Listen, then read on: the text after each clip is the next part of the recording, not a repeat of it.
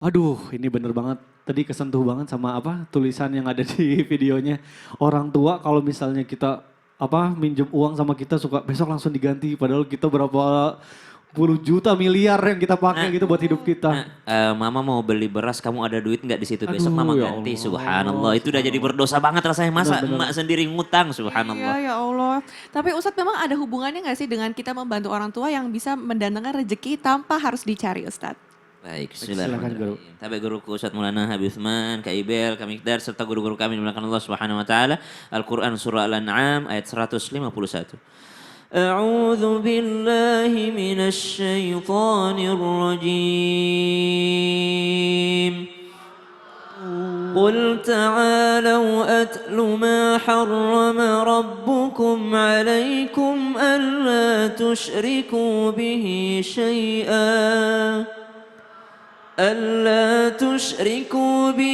شيئا وبالوالدين إحسانا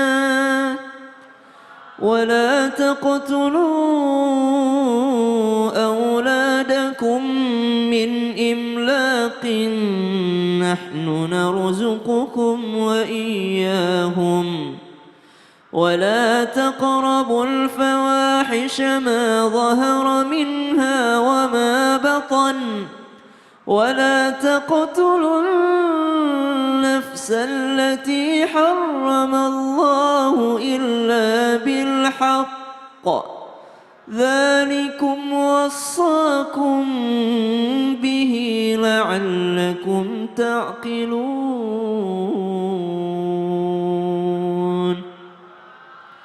Maka cara selanjutnya agar enggak capek-capek amat cari rezeki, tapi rezeki itu datang sendiri adalah jadikan orang tuamu seperti raja, maka rezekimu pun akan rezeki raja. Tapi jikalau engkau jadikan orang tuamu seperti budak, maka rezekimu pun akan seret seperti susahnya hidupnya seorang budak.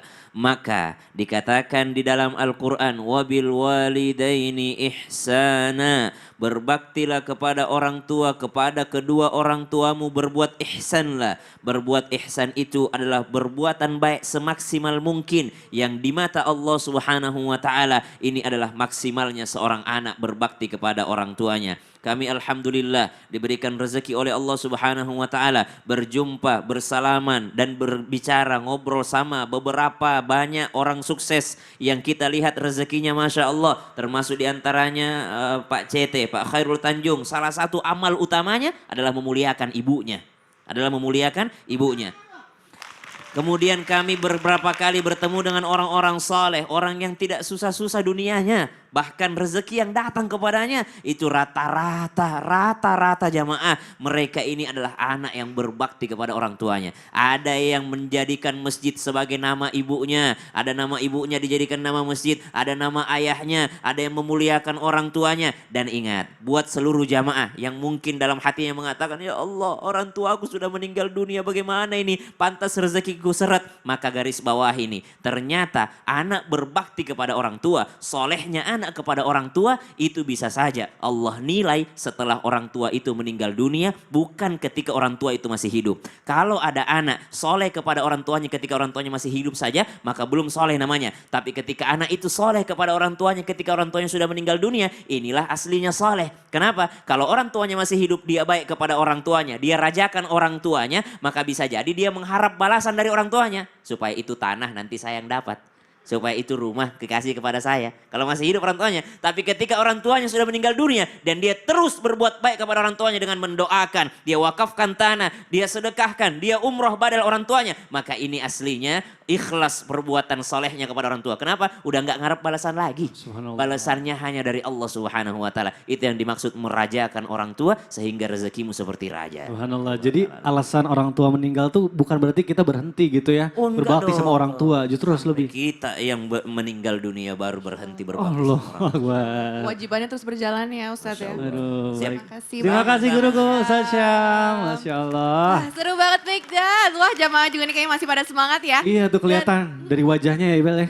kayaknya mau pada nanya, tapi tahan dulu nih. Karena sekarang kita akan kasih kesempatan dulu nih buat Ustadz mau bertanya. Tuh kan. Betul. Wah siap-siap jamaah nih ya jawabannya Biar mereka ya. deg-degan. Berasa ujian dong Ustadz. Iya, enggak apa-apa. Biasanya kan dia mereka yang nanya. Sekarang saya yang bertanya. Ah, ini Ibu. Ah, Ibu aja. Silakan Ibu berdiri, Bu. Hati-hati, Bu. Nanti Assalamualaikum warahmatullahi wabarakatuh. Waalaikumsalam warahmatullahi wabarakatuh. Nama saya Ibu Tini dari Majelis Salim Darussalam, Serang, Banten. Iya, saya mau nanya. Ibu biasa nggak minta didoain? Biasa, Kapan itu? waktunya saya minta didoain sama orang yang habis pulang umroh atau Oh iya haji. benar. Katanya kalau habis pulang umroh sama haji tuh doanya diijabah. Tapi pernah nggak Ibu ada pengemis Ibu kasih uang terus Ibu minta didoain? Enggak. Kenapa? Ya kan pengemis, takutnya saya gimana gitu minta doa sama pengemis. Kita kan Ibu kasih uang. Iya. Tolong doain aku. Kan bisa, pernah? Nggak bisa? Enggak. Nggak biasa? Enggak. Ternyata kita rezeki itu bisa lancar datang karena kita mendapatkan doa dari orang-orang yang lemah. Oh iya. Dah, Iya. nggak ada masalah. Enggak. Baru tahu ya Bu ya. Iya. Ngapain Ibu ketawa? Ibu yang kedinginan tadi Ustadz. Ya memang Makasih ternyata dia banyak, sih, Ibu. dia ternyata bukan kedinginan, menyembunyikan cincinnya. Oh oke. Silahkan penjelasannya Ustadz. Izin Habib, Masya Allah, Tabarakallah, dan Sasam dan semuanya, Ibu dan Mikdad dan semuanya yang ada di sini. Ketahuilah, ternyata ada yang menaikkan rezeki kita. Mau naik nggak rezekinya? Mau naik nggak rezekinya? Ketika di daerah itu pemimpinnya, penguasanya berlaku adil. Dan Masya Allah, Tabarakallah, ulamanya memberi nasihat. Orang kayanya dermawan, bahkan ada kesabaran dari orang-orang yang lemah, maka itu akan menaikkan rezeki. Jangan memandang remeh orang-orang yang lemah. Karena bisa jadi doanya itu lebih diijabah oleh Allah karena kedekatannya kepada Allah luar biasa. Maka ada yang diingatkan buat kita semua. Jangan pernah meremehkan karena saat menganggap bahwa dirinya memiliki kelebihan dibanding orang lain. Kemudian Nabi mengingatkan, tidakkah kalian ditolong dan diberi rezeki melainkan karena adanya doa dari orang-orang yang lemah di antara kalian. Tidak usah jauh-jauh orang, bisa jadi ada semut, doanya diterima. Makanya kalau kita salat minta hujan, kita bukan salat sendiri di lapangan, tapi mengajak binatang-binatang untuk datang. Kenapa? Karena bisa jadi doa-doa mereka. Jangan pandang remeh anak kecil yang berdoa. Kullu kalam ad-doa. Setiap ucapan adalah doa. Jangan menganggap bahwa dia harus angkat tangan secara formal. Belum. Enggak. Bisa jadi cara omongannya, mudah-mudahan kamu selamat ya. Wah, kata-kata. Enggak mungkin dia bilang, semoga mudahan kamu tambah rezekinya. Pasti begitu kan? Pernah enggak kasih orang pengemis uang? Dengan dia tidak bisa balas kita, tapi dia balas dengan omongan. Makasih banyak ya, panjang umur ya nak. Itu bagus. Makanya ini adalah bagian daripada menaikkan rezeki ketika kita membantu. Satu, karena butuhnya. Dua, karena dekatnya sama Allah. Tiga, karena keseriusan mereka dalam berdoa. Kita ini orang-orang yang, maaf, kalau orang yang berada, orang yang kuat, biasanya ya berdoanya cepat. Tapi kalau mereka itu sangat serius. Sangat serius. Jangan lupa minta doa sama orang sakit. Justru orang sakit itu yang mendoakan kita, itu doa diijabah. Jadi kalau kita berseorang sakit, bukan hanya kita yang mendoakan orang sakit. Justru kita butuh doa dari orang sakit. Minimal suruh mereka mengaminkan, lalu kita yang berdoa. Itu caranya. Minimal kita yang berdoa, mereka yang mengaminkan. Termasuk orang-orang yang lemah, mungkin lemah keadaannya, lemah fisiknya, ataupun mungkin mohon maaf, termasuk orang yang musafir. Bukankah tiga manusia yang doanya diijabah? Salah satunya tadi sudah dibahas oleh Ustaz Sam, adalah doa orang tua. Kemudian apalagi? Doa orang yang terzolimi. Bisa jadi orang terzolimi, dia lagi terlilit utang, dia lagi ditipu, dia lagi kehilangan sesuatu. Sehingga bisa jadi doanya diijabah. Dan termasuk orang yang musafir itu setengah daripada kesulitan. Dan doanya diijabah. Jadi mohon izin kepada semua termasuk yang di rumah, jangan pernah memandang remeh doa-doa mereka, orang-orang lemah itu, karena bisa jadi doa mereka lah yang menaikkan rezeki kita. Masya Allah. Masya Allah. Terima kasih Ustaz. Terima kasih. Termasuk Ustaz doa Maulana. anak-anak kita. Betul. Jadi orang tua itu bukan hanya kita yang mendoakan kepada anak kecil. Kalau perlu mereka yang mendoakan Kita kita. mendoakan kita ya. Aduh, ilmu banget nih. Terima kasih Ustadz Maulana. Boleh tepuk tangan dulu dong, Bu. Baik, Bu masih semangat nggak, Bu? Semangat dong. Semangat ya. Nah, tadi kan giliran Ustadz Maulana bertanya. Sekarang kita akan kasih kesempatan untuk jamaah yang ada di studio untuk bertanya langsung sama guru-guru kita. Mau nggak, Bu? Mau. Ya udah kalau gitu, kita masuk ke dalam segmen Tanya Dong Ustadz. Kami semua tanya dong Ustaz. Silakan di sini yang mau bertanya, ibu-ibu diangkat aja tangannya, nggak apa-apa. Nanti aku akan bantu pilih. Ya, Ibel langsung sebelah pilih sini aja, ya, silakan, ke Ibel. sebelah kanan ya. Nah ini Mbak silakan mau nanya apa? Assalamualaikum warahmatullahi wabarakatuh. Waalaikumsalam warahmatullahi wabarakatuh. Tanya dong Ustadz. Iya dong, silakan. Perkenalkan nama saya Ido. Saya mau izin bertanya kepada Habib Usman. Boleh silakan. Katanya Habib, rezeki itu sudah diatur sejak lama. Terus katanya juga rezeki itu sudah cepat. Cepat datangnya daripada ajal kita. Daripada ajal, betul. Terus kenapa kita masih ikhtiar mencari rezeki itu? Mohon penjelasannya Bib. Assalamualaikum warahmatullahi wabarakatuh. Waalaikumsalam. Kasih banyak Mbak Ido. Pertanyaannya bagus banget tapi agak ngeri. Katanya ajal itu lebih cepat datangnya daripada rezeki. Emang benar Bib? Nah mungkin langsung dijawab aja Bib, saya takut. Ya nggak Ibel?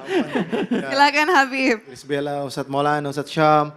Bismillahirrahmanirrahim. Allahumma salli ala sayyidina Muhammad wa ala ali sayyidina Muhammad. Jodoh, maut, rizki sudah ditentukan oleh Allah Subhanahu wa taala. Dan jodoh, maut dan rizki semuanya dikatakan yang namanya takdir, ketentuan Allah, kudrat dan iradatnya Allah. Allah berkehendak sesuai dengan kehendaknya.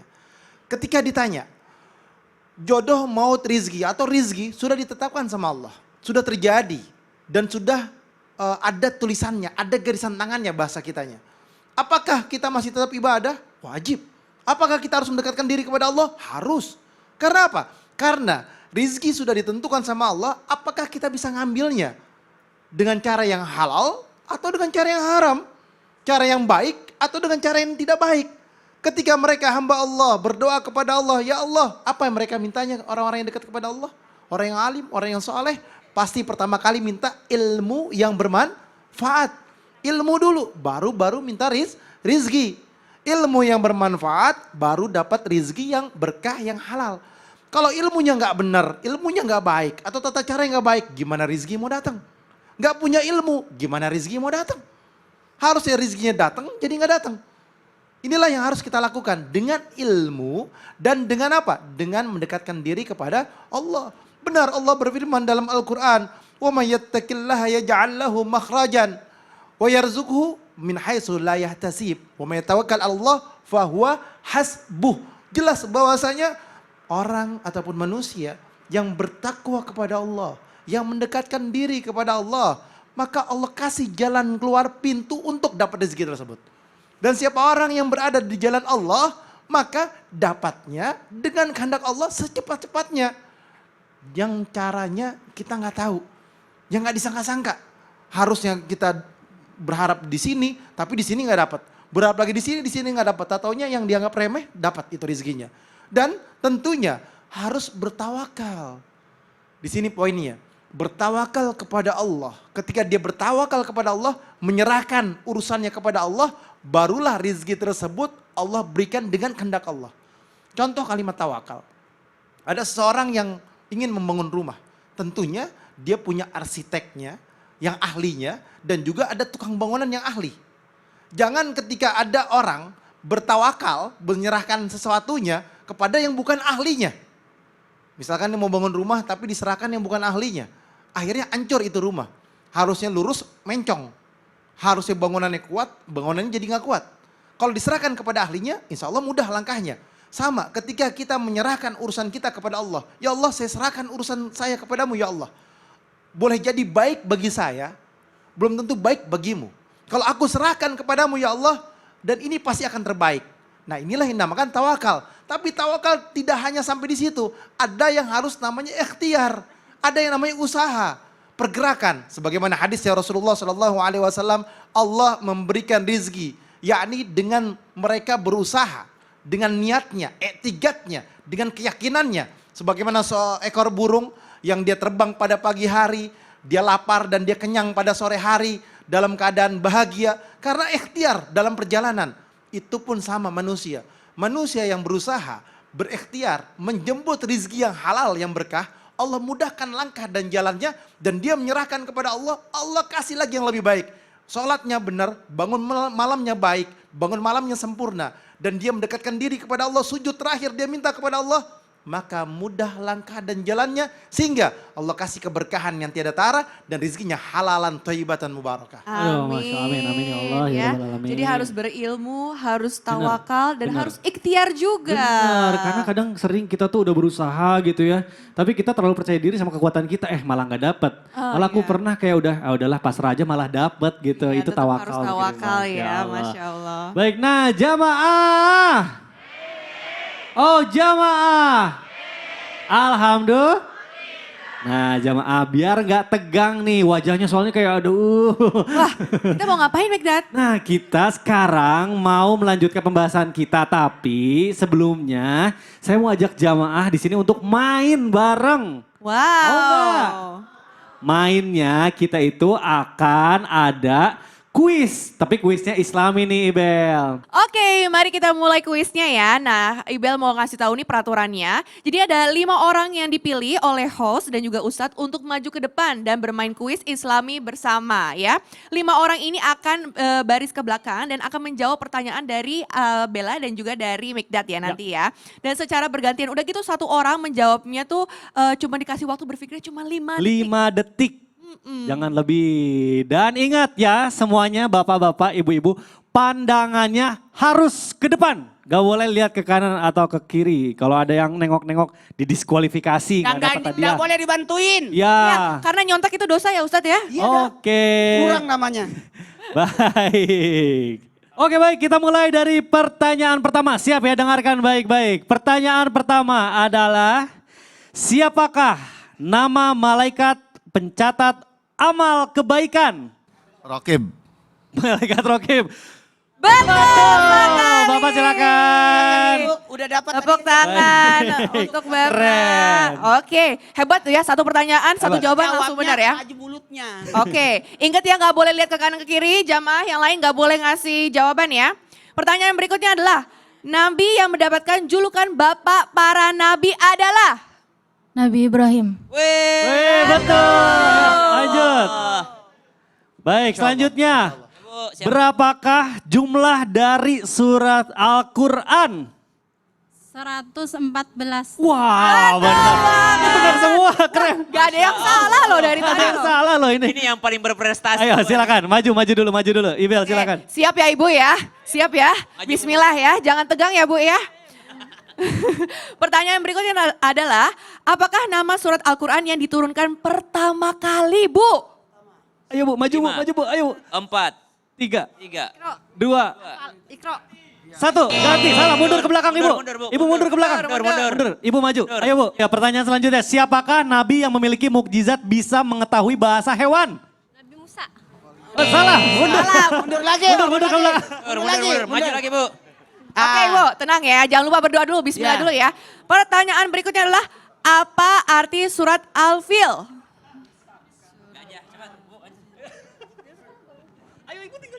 Satu, 2, 3, 4, 5. Gagal. Ya. Ibu maju. Ayo Ibu. Ibu, apa arti surat Al-Fil? Gajah. Betul! Tepuk tangan. Ini satu lagi gimana nih? Ini satu orang. Coba Maju, next maju, pertanyaan. maju, Coba sini, Maju, Bu. maju. Nih saya ada maju. satu pertanyaan lagi Maju, nih. Bu, maju.